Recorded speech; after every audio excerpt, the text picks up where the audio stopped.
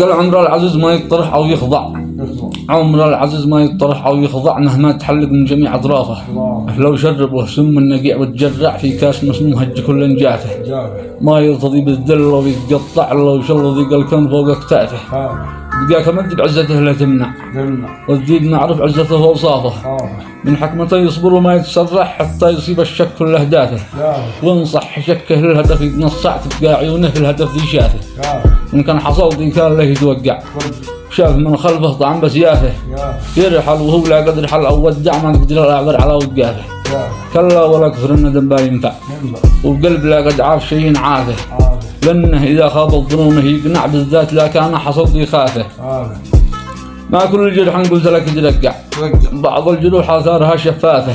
ما مثل هذا الجرح قلنا لك مع الخيانة مستحيل ثلاثة. وقلب ما هو لعبتك تتمتع في كل يوم قلبك المحبوب ضافة. لكن عسى ما بخلف توقع والحرية تعلم من الودافة. مهما الثعالب حاولت أن تخدع للذيب مهما حاولت إتلافه.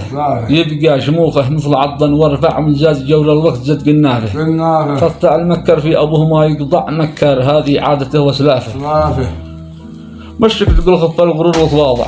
مشتك تقول خف الغرور وتواضع لأن الرديء ما يستحق أشرافه. إبليس الآدم قد أبى ما يركع.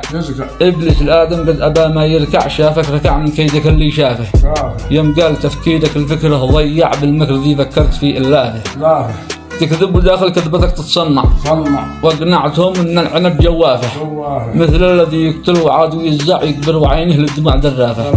حتى اقتنع ما عاد وجوده ينفع واصبح من الله ضال بانصافه. كيف عذر اللي كان مثلك مقلع يا لعن ابو شكلك على ابو خلافه. دم ما فعلته في البشر بايرجع نحوك وعشف ما فعلت اضعافه. وهكذا من يخدع الناس يخدع ولكل آفة يا صديقي آفة ولكل آفة يا صديقي آفة.